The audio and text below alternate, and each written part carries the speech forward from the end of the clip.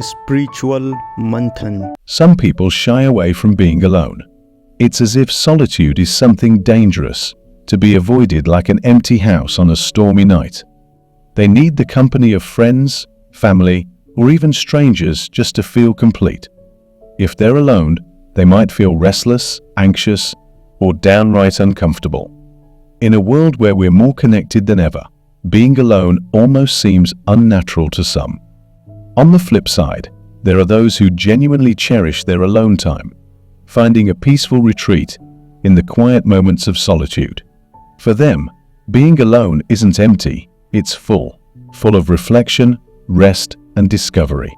Now, here's the kicker.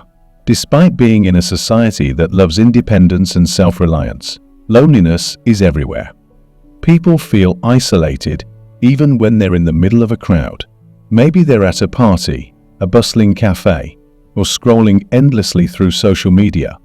Yet that invisible wall of loneliness still surrounds them. They're physically close to others, but emotionally worlds apart. And this sense of disconnection can chip away at happiness, often leading to mental health struggles like anxiety, depression, or even addictions. But maybe we're looking at it all wrong. What if, instead of treating alone time as something to fear or ignore, we saw it as an opportunity?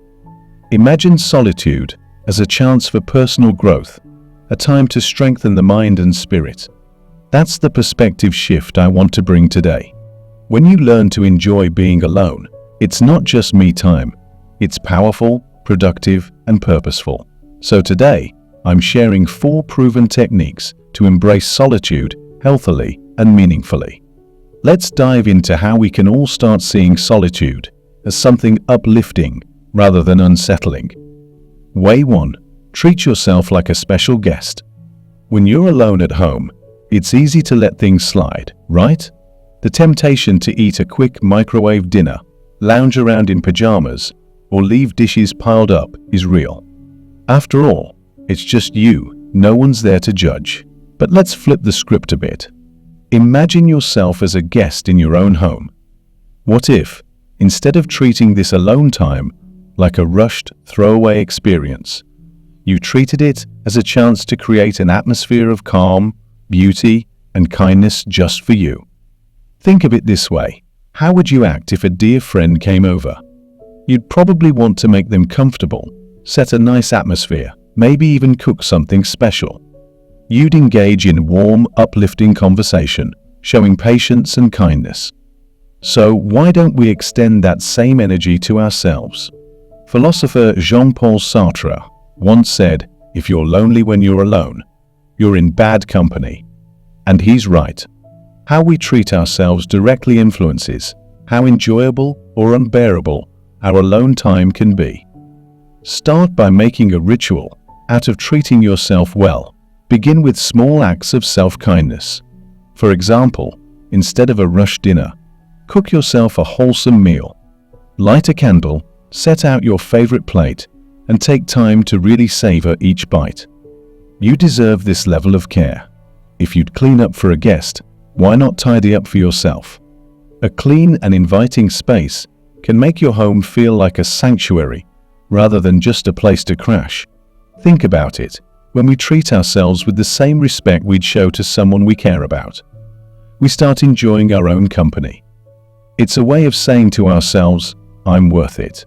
So, next time you're alone, don't just let the hours slip by. Be intentional. Make your environment cozy and be gentle in how you talk to yourself. Little by little, these small shifts can transform loneliness into a comforting solitude where you actually feel good about being alone. Way 2. Realize you're never truly alone. Now, this might sound strange at first, but stick with me. You're never truly alone. Yes, even if you're physically by yourself, there's a larger connection that keeps you from being isolated. Imagine you're outside in nature, maybe on a peaceful hike, or even just sitting in a park. Look around. The trees, birds, sky, and even the soft rustle of the wind, they're all a part of your experience, surrounding you with a quiet companionship. A Buddhist monk once shared his experience of solitude saying he never felt lonely because he knew he was connected to all beings in innumerable worlds. When he meditated in the mountains, he didn't see himself as alone. Instead, he was in the company of all the elements around him, the trees, the birds, the clouds. This mindset can be incredibly helpful, especially when loneliness hits. Sometimes, simply remembering that you're a part of this intricate world, connected to all of nature, can make you feel less alone. Try this exercise next time you're by yourself.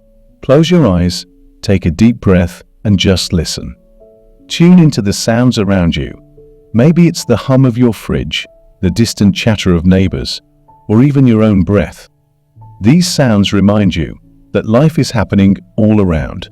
You're part of this universe, sharing space with countless other living things. This realization helps turn loneliness into something lighter. When we remember we're part of a larger whole, solitude starts to feel more like a peaceful retreat than an isolating void. So, embrace this interconnectedness the next time you're alone. Enjoy the presence of nature, the gentle rhythm of your surroundings, and let that be a reminder that you're never truly isolated. Way 3. Get comfortable with self-reflection. Let's be honest, spending time alone can be intimidating because it brings us face to face with ourselves.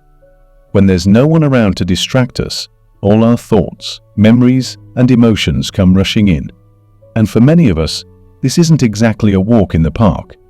It can be downright uncomfortable. But what if we flipped the narrative?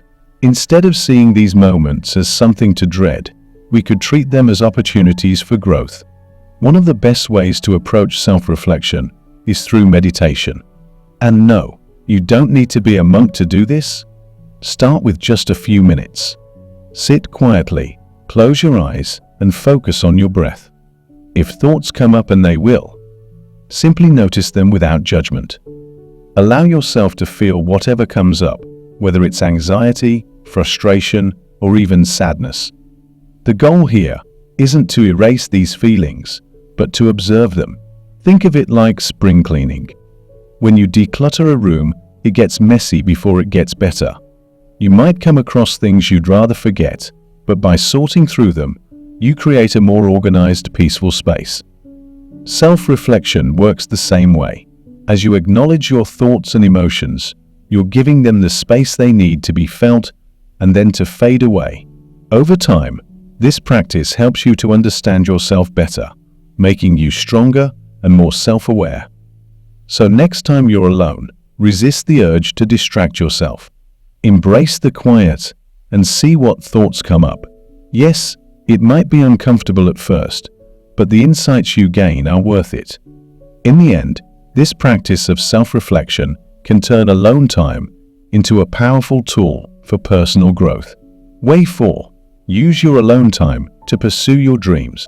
Being alone is one of the best times to focus on what truly matters to you. Imagine it as a blank canvas, free from outside opinions, judgments, or distractions. It's a chance to dive into projects, goals, or dreams that light you up from the inside. We all have passions, those things that make time fly when we're working on them. And alone time can be the perfect moment to nurture these interests. Think about this. If you're always surrounded by people, you might be following the crowd more than following your own path. Alone time gives you the space to really ask yourself what you want, away from the noise of others' opinions. Use this time to work on something meaningful to you, whether it's writing, creating art, learning a new skill, or even planning a new adventure. The beauty of working on something alone is that it builds a sense of pride and accomplishment.